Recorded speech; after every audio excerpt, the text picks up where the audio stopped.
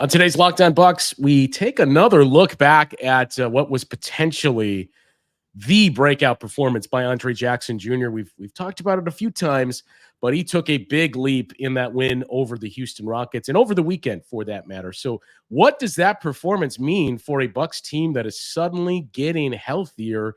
Camille and I will examine that and take a look at a matchup that has suddenly become a little disappointing with the San Antonio Spurs coming to Milwaukee. We'll explain what we mean after this on Locked On Bucks. You are Locked On Bucks, your daily Milwaukee Bucks podcast, part of the Locked On Podcast Network, your team every day. And welcome into Locked On Bucks. I am Justin Garcia. You can hear me on the Bucks Radio Network. She's Camille Davis. You can also hear her on the Technical File podcast and the Carry the G in MKE podcast. We thank you for making Locked On Bucks your first listen every day. We are free and available wherever you get your podcasts and viewable on YouTube as part of the Locked On Podcast Network, your team every day. Today's Locked On Bucks is brought to you by Game Time. Download the Game Time app, create an account, and use code Locked On NBA for $20 off your first purchase. Camille, you and Frank spent quite a bit of time talking about it last night, but Andre Jackson Jr. was the talk of the town after the performance he had over the weekend, not just that game against the Houston Rockets, but against the Pistons as well. And there was a lot of questions going into that Pistons game when we saw some of the availability. We knew Chris Middleton was not going to play night one of a back-to-back. But shortly before the game is when Adrian Griffin had notified all of us, hey, Malik Beasley is also out with an illness. So then you looked at it and saw, well, that's two starters that are out. You're getting Pat Connaughton back, but I don't think you're going to already put him into the starting lineup his first game back. You probably want to monitor those minutes. So how do you fill out these starters? And that game against the Pistons was everything that members of the Bucks subreddits, Bucks Twitter, you name it, anybody that's online and a Bucks fan, that was like your number one Christmas wish list item to see those two guys, Andre Jackson Jr. and Marjon Beauchamp, in the starting lineup together. It did not disappoint. And then again, with no Malik Beasley against the Rockets, we see more Andre Jackson Jr. And the point that you made before we were talking about it was not only did we see him in the starting lineup once again, but this is what you would point to for everybody that's saying, I think we do need to re-examine the starting lineup as soon as this team gets healthy. You still needed to see a sample size of Andre Jackson Jr. playing with that group. And we got an extended look at that against the Rockets, and it looked pretty good. It did. And it's not as if Andre Jackson Jr. had an easy assignment. Like being matched up against Fred VanVleet, a small, shifty guard who was going to go through screen after screen after screen. So it was interesting, too, watching Andre and how he tried to navigate that. There were still some times where, he's dying on the screens, but he's a bigger guy. And that's something that you tend to see with guys around his size. So outside of dying on a few screens, though, I felt like he played some pretty good defense last night. And he just makes actionable plays. Like his energy changes up everything almost every time he's in the game. Like, yes, he fouls a lot. And that's something that a rookie has to learn. Like, there are some calls too where I'm like, that's a good foul to take. Like, don't let them score. Like, yes, that's a good foul. And other times where I'm like, he looked vertical, but I guess he was leaning a little bit too much. He's in the way. Like, there are just little things that over time I think he'll be able to pick up. And you pick those things up by getting your playing time, by getting your reps in. And seeing him with the starters, which was the first time that we did. I mentioned it during yesterday's show, but we've seen him start 5 times so far this season. But against the Rockets, that was our first time seeing him start next to Dame and Giannis and Chris and Brooke. And that was the starting 5 lineup that I've been the most curious about, because it's no disrespect to Malik Beasley. Appreciate the effort that he's been playing with. And the man's been a knockdown shooter this season. But it's just one of those things, like in the starting lineup, if we can get a little bit more defense in there so that guys just can't continuously abuse at the point of attack, I would like to see what that looks like. And we got a chance to see a little bit of that with Andre in the lineup over the weekend. Yeah, and we saw, I wouldn't even call it the downside, just what the other end of it is. a little bit later in that game in the second half when you had your starters on the floor and the Bucks were swinging the ball around the perimeter. It went from Giannis to, I think, Dame on a kick out, and you kept moving it around to Andre Jackson Jr. in the corner. And that's a big difference from getting to an open Andre Jackson Jr. versus getting to an open Malik Beasley, where there's more fear in the defense. So we did see that on one or two possessions where the Rockets basically said, we're not going to scramble to get out there. We'll let him take the shot, and we'll just try to readjust on the other end of the perimeter. But that is something I think we're all willing to live with because of the defense and the athleticism, more importantly, that Andre Jackson Jr. brings to the floor. I mean, we've talked for the last year plus about Marjon Beauchamp and how he runs the floor. And I think even early on, it may have caught Giannis off guard of, I'm usually the guy that's running the floor and waiting for this. And now this guy's beating me down there. Like, holy cow. Andre Jackson Jr. even more so, where you saw that steal from Dame and he looks up and already Andre Jackson Jr. is down the floor thinking, man, I got a lob to this kid. So that's huge as well. But as you know, all of us, you, me, Frank, Kane, when he was on here and we were trying to determine who's going to be the starters coming into the season, we all mentioned the same thing, is that I did not think Malik Beasley was going to start. And it's not a knock on him. It's just when you look at the starting lineup, you don't need that offense there. That fifth spot when you have Dame and Giannis, and especially now that it looks like this offense is really starting to gel. Brook Lopez and his ability to score, and I think he's been used a little bit differently so far this season. And Chris Middleton, who basically bailed you out in the fourth quarter last night with his offense. The fifth guy doesn't need to be able to score 20 points and go on a heater. You need defense and ideally some size and somebody that can defend up with Damian Lillard in the backcourt. And that's what Andre Jackson Jr. has brought to you. So I think for most of us, that's why from the onset, we felt like it's not Malik. And I don't think we envisioned it would be Andre Jackson Jr. Coming out of even the first preseason game when he flashed against the Bulls. Marjon Beauchamp got a lot of the chatter, but you know, we're a quarter of the way into the season now, and the more we've seen of Andre Jackson Jr., the harder it is to convince me that he should not be that fifth starter permanently when this team is at full strength. We're in this exact same boat when it comes to that. I am team, buy me all the stock. I'm buying the Andre Jackson Jr. stock. I just love what he's able to bring to this team because you see him even attacking the glass. Like he's going for offensive rebounds. And there have been a few plays already in his time on the court where even if he doesn't get the offensive rebound, he's able to help the Bucks retain possession. Like he does those little things that are so good to see. And for a rookie, he seems like he's talking a lot on defense. Like I like to watch Andre Jackson Jr. and you see him communicating, pointing rotations out. It's really fun, actually, which I never thought I would say this, but it's really fun this weekend watching like when Bobby was in the game and Bobby's trapping with Andre. And it's like, like y'all are really causing some havoc right here. And again, never would have expected to say something like that. Like, oh yeah, Bobby and Andre Jackson Jr. trapping is really putting the pressure up on teams. But Andre is just gifted athletically. And it was interesting too in this game against Houston after we saw the Marjon Andre starting combo against Detroit with Middleton back. So, okay, now there's a minutes crunch here. And Marjon was the guy who saw his minutes decrease a bit with Middleton back. And we saw Andre get a really good run against Houston, 36 minutes. And he provided during that time as well. So it's going to be interesting as you start seeing Jay come back with Pat back in the fold. When Malik comes back, what that minutes, like the minutes look like and what the rotations look like, because I feel like Andre has carved out at least a small part in the rotation consistently with his play so far this season. The Jay piece is going to be most interesting. And that's, again, it's going to take time because he's, as we sit here on this, Tuesday the 19th, it's still about 3 weeks away from the ideal timeline. I think this is 5 weeks out from that injury. And we heard 6 to 8 weeks. So it's going to be 8 weeks. So we're still looking at mid-January, sometime around there. So we're still a few weeks away from Jay Crowder returning to the floor. And even when he does, it's probably going to be a cautious approach for a core injury with a veteran guy.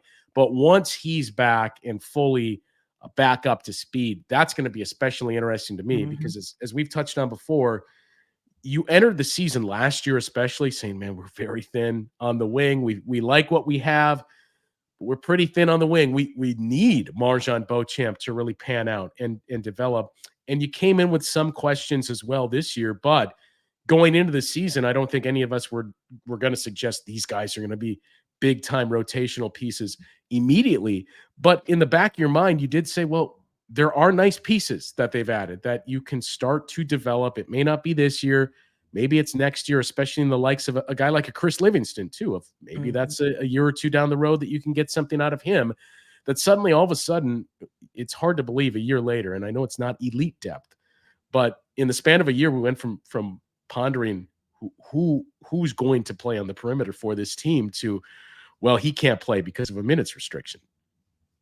Yeah. And to your point about thinking of the future and how things shake out, we definitely have to keep our eye on how things shake out once Jay comes back.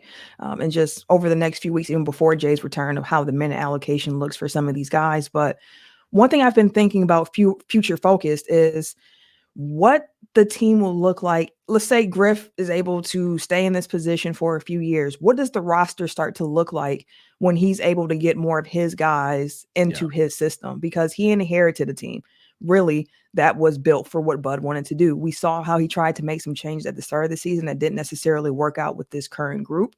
But there are things that we see that he values in the player. And we noticed that during the draft because we were like, what does this say about what we can expect from what Griff wants to run? So I'm also looking forward to, like, hey, I definitely want to see more Andre this year. I even want to see more MarJon, just getting them that playing time when you can. I know that's difficult when you're on a championship contending team because you have to balance, like, we're trying to win, but we also have a little eye for these couple young wing players that we have and we want them to develop. So I'm really also interested to see what this team looks like in a couple of years if Griff's able to stay at the helm and we get more of his guys into the system. Like, what does this team look like then? And Griff has also kind of picked his spots where we've seen more and more of the type of play that he wants defensively. And I think he's done a good job of balancing, okay, when Brooke isn't on the floor, that's where we're going to have Bobby out there. That's where we're going to blitz a little bit more with Bobby and Andre or MarJon, whoever it is that's out there with him on the perimeter. So we've started to see a lot more ball pressure from this team, and we've seen their turnovers start to increase, that they're forcing, not just that they're committing as well. So that is going to be interesting to monitor for this team as we move through this season. And to your point, down the road as well, years from now, assuming everything remains unchanged here with this group at the top, especially. I do want to get into some more things about Andre Jackson Jr. and what Griff had to say about his performance against the Rockets and some of the things that we noticed that kind of tie into some of the comments that Adrian Griffin made about the rookie's performance when we come back from the break.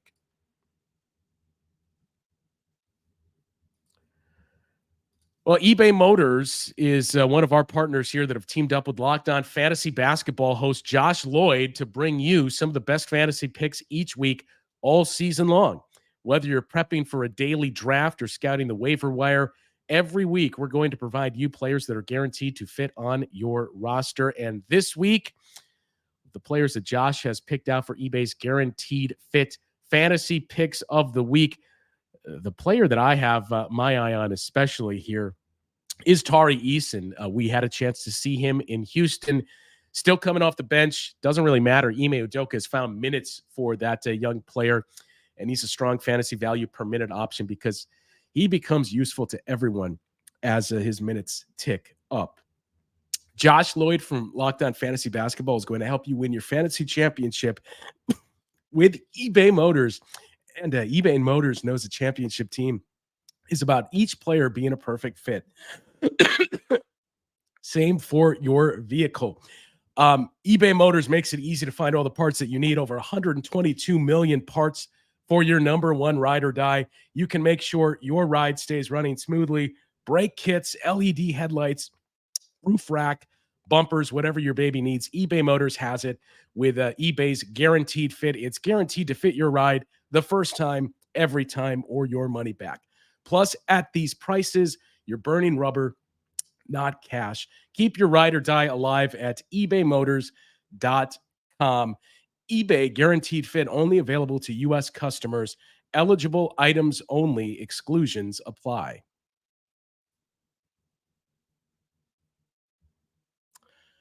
All right, and Camille, one last thing here. Locked On has launched the first ever national sports 24/7 streaming channel on YouTube. Locked On Sports Today here for you 24/7, covering the top stories of the day with the local experts of Locked On, plus our national shows covering every week.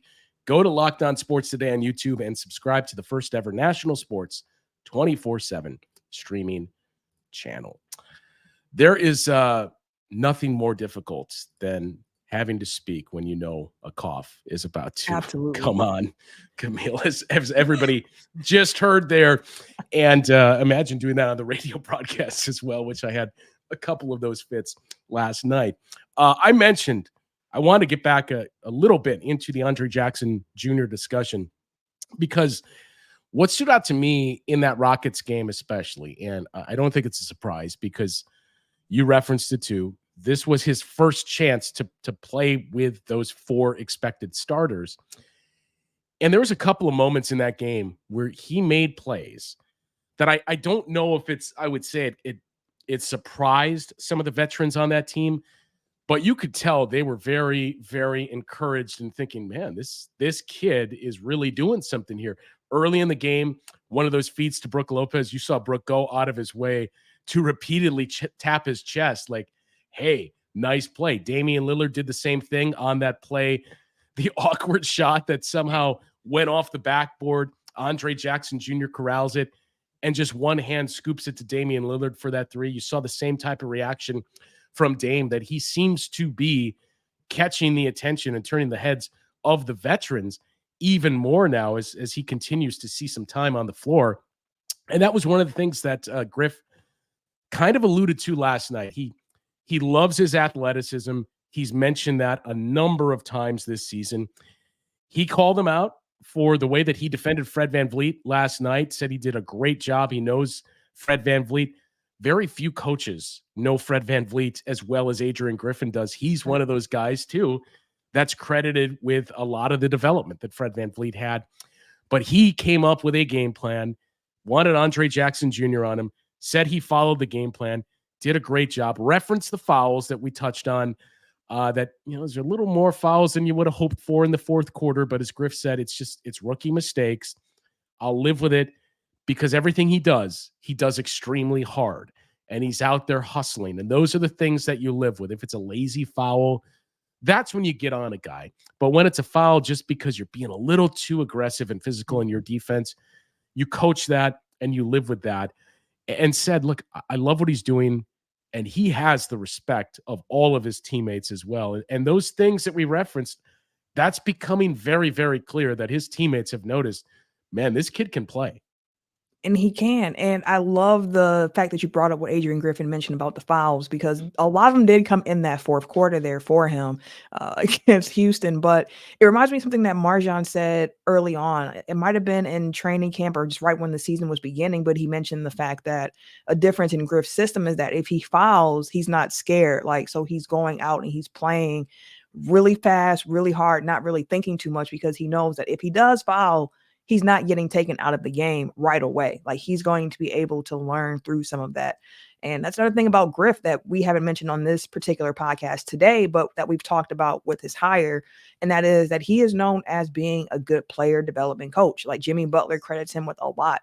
And I was really curious how that might look on this Milwaukee Bucks team, because we're so used to this being a veteran-led team with older guys. And we saw how Bud was able to develop some guys and help their skill sets and just kind of amplify what they do well. I think about Brook Lopez and Bud's system. I think about Pat Connaughton and how they were able to carve out really good roles. Even watching Bobby come to Milwaukee and make a role for himself, make a name for himself, and grow as a player. And I'm really curious to see how that looks with Adrian Griffin at the helm and what he's going to be able to do with an Andre Jackson Jr., with a Marjan Beauchamp, with a Chris Livingston. We don't know what the deal is with him. It's not saying that. I think that Chris is going to be getting playing time this season, but he's somebody who the Bucks are looking to develop and see what he can become. So I'm really curious, too, to see what that player development side of Griff, what we're going to get from Andre and from Marjan this season. And like you mentioned, Andre's turning heads in the Houston game. I believe he had 4 offensive rebounds. And I mentioned that there was at least a possession, maybe 2, where he was able to retain possession for the Bucks just because he went after the offensive rebound. His passing vision it's wild. So like there are times where I'm like, oh, you got the layup. And he's passing and I'm like, oh, that's a wide open 3. Like I didn't see that. Like I was watching you at the rim and you decide to pass this out. But like he has a really good feel for the game. He's a high IQ player. You can tell that just from watching him. So it also makes sense that this would be the kind of rookie that could fit in with a veteran team. Like if you know ball and you're willing to do the work, you're going to fit in, and he has that in spades. And he also mentioned Andre himself. He has a good group of vets to learn from. Like he mentioned how Jay Crowder is always in his ear and just how he has so many vets to lean on. Even Giannis trying to help him with his game. Like it's a good group to be leaning on for sure. Yeah, and a couple of those plays when we've seen it, 2 or 3 times already this season where he's driving towards the basket, and one of them you just mentioned, and he'll do a 360 spin and kicks it out. Half the time, and Dave Kane and I have joked about this too, like, I don't know if he truly knows Damian Lillard or somebody else is back there, but you know what? It works for him. So I'm going to let him keep doing it. And on that point too, about the veterans and how they've worked with him, Bobby Portis made some interesting comments last night too, when we talked to him on the post game of the radio broadcast. And that, I asked him about the young guys and how much energy it gives you, that Bobby himself is the guy that he was really that role of Andre Jackson Jr., the guy that was energizing the crowd and brought in that energy off the bench. And to see those guys, whether it's Andre or Marjan, that it's palpable that the crowd feeds off of that as well, especially Andre Jackson Jr. And Bobby mentioned that he's tried to take those guys, and especially Andre, under his wing and try to teach them the ropes of the NBA. References the work that all of them, not just Marjan and Andre Jackson Jr., but AJ Green as well, and Chris Livingston, that entire group puts in, that they come in early, they leave late, they ask questions of veterans, and they're sponges that are looking to learn. And that's the interesting part is we talk about some of the vets, but oftentimes we'll exclude Bobby Portis. And Bobby, to me, is one of the more useful guys to learn from, because the way we've seen this, when we just talked about Marjan Beauchamp was the guy who saw his minutes sliced with this team getting healthier. AJ Green was that guy a couple of games ago. Andre Jackson Jr. was that guy early in the season. So it's going to continue to be fluid. And nobody's had to deal with that more throughout the course of their career than Bobby Portis, who's fluctuated between the starting lineup and the bench, and minutes have gone up and down. That these are areas that Bobby has experienced quite a bit as well, or times he's experienced quite a bit of. And that's a good resource to have as well when we talk about stay ready, so you're always ready when you're thrown in the game. Bobby's an interesting one. Bobby is somebody who I always think is older than what he is. Like when we signed him, I was like, wow, I didn't realize he was this young, but Bobby's only 28 right now. And his career, the arc of his career, he's been through a lot. So even thinking about the off-court aspect of life that he can help impart on these rookies and these young players is super interesting. He's also somebody, when you think about this Bucks team, having Giannis, having Dame, having Chris, having Brooke, where talk to a Bobby and you're like, hey, if you can start at your role, like there is a lot here for you. And again, that's somebody who they can look at and see, like, this is proof positive that if you play your role well, there is going to be a spot for you on the court on an NBA team to make a contribution. So I think bringing up Bobby is a really, really good point, because he's somebody who, like I mentioned, I always think he's older than what he really is, but like I think it's because he's been in the league for so long as well already. So yeah, that's definitely a good one. I thought you were going to say when they signed Bobby, like, man, I didn't realize he was still in the league. And that's what threw you off. He's got that deceptive look where you think Bobby is, and maybe it's the way he plays too, and how he embraces really a throwback style and his physicality, but he just seems like he'd be more older or more of a veteran than he actually is.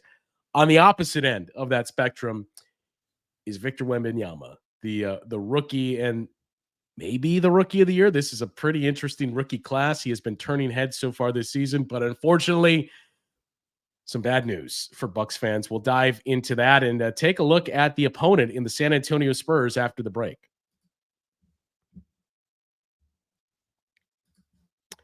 Time to tell you about Game Time, as I've talked about my experience before with frustration trying to find tickets for events when I've been out of town. I don't know the venues, don't know what the view is going to be like. I don't know what sections are and what rows are good to sit in. That's when a service like Game Time really comes in handy. You don't need to worry about buying tickets to your next big event with Game Time. It's fast and easy to get your tickets to sports, music, comedy, theater events, anything you can think of. You can use the Game Time app for your tickets. You can get killer last minute deals, have your all-in price, views from your seats, everything I just explained. If you've never been to the venue, even if you have and you don't remember what section is what and you want to see what the view is going to look like, Game Time has that for you on their app. And best of all, their best price guarantee. Game Time takes the guesswork out of buying tickets. It is the only ticketing app that gives you peace of mind with your purchase.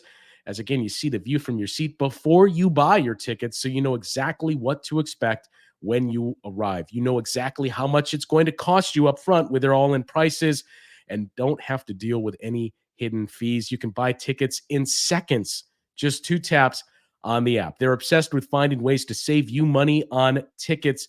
You can get exclusive flash deals and sponsor deals on tickets for football, basketball, baseball, concerts, comedy, theater, anything you can think of.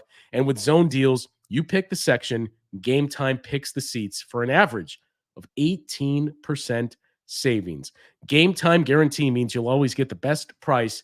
If you find tickets in the same section and row for less, Game Time will credit you 110% of the difference. So take the guesswork out of buying tickets with Game Time. Download the Game Time app, create an account, and use code LOCKEDONNBA for $20 off your first purchase. Terms apply. Again, create an account and redeem code LOCKEDONNBA. That's LOCKEDONNBA. Use the code for $20 off. Download Game Time today. Last minute tickets, lowest prices guaranteed.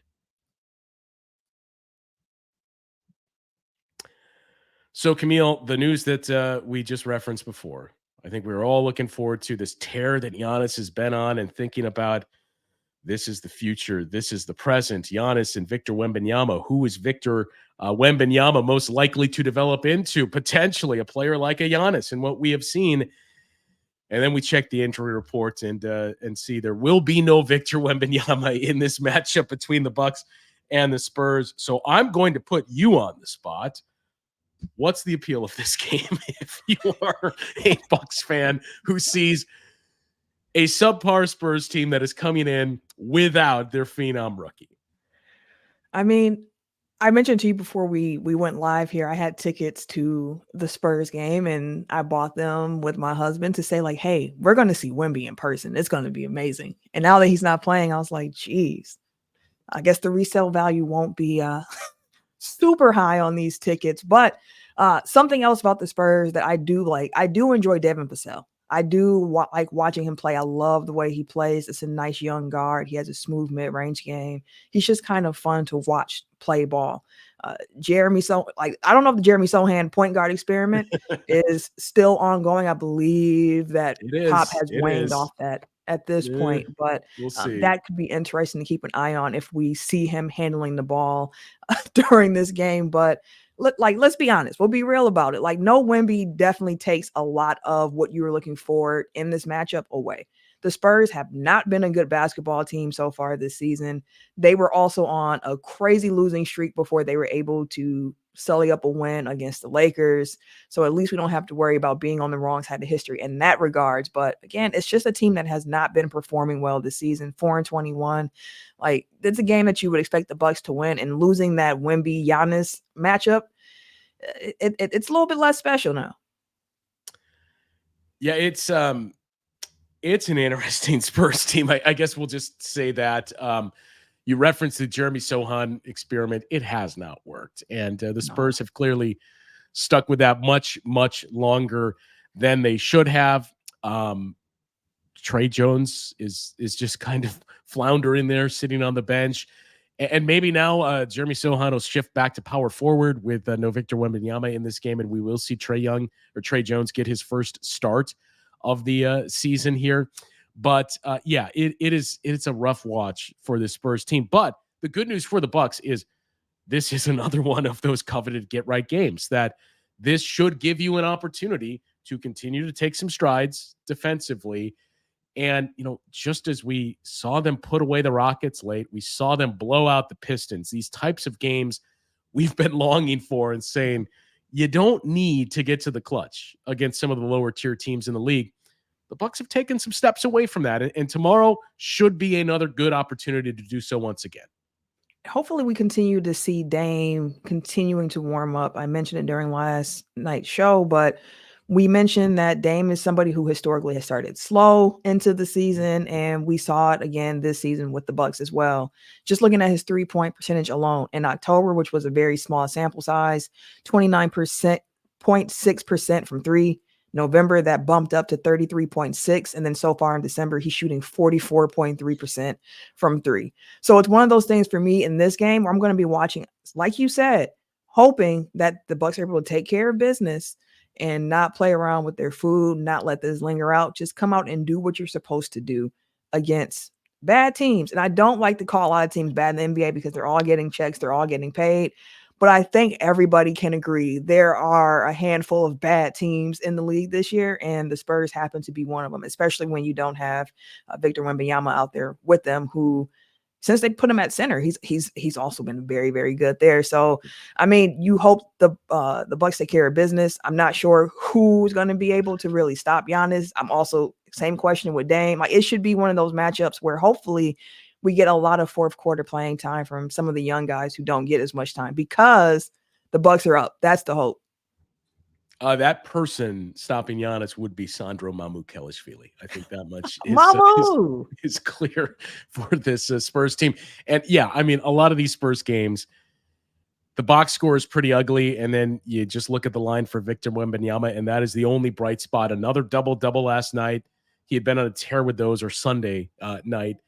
4 blocked shots, 4 assists. He's routinely putting up 4x4s. Everything else around him is just not great. The last thing I'll add too is you mentioned Damian Lillard and the slow starts and how he's been heating up.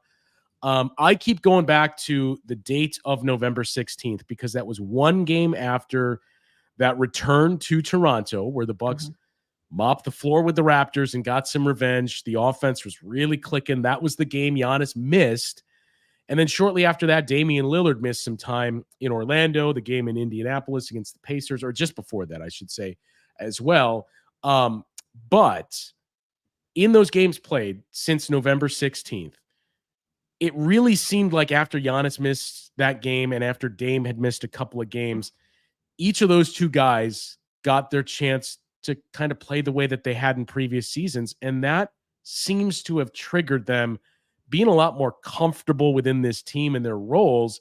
And obviously the games played together since then have really sparked the comfort and the chemistry between the two of those players.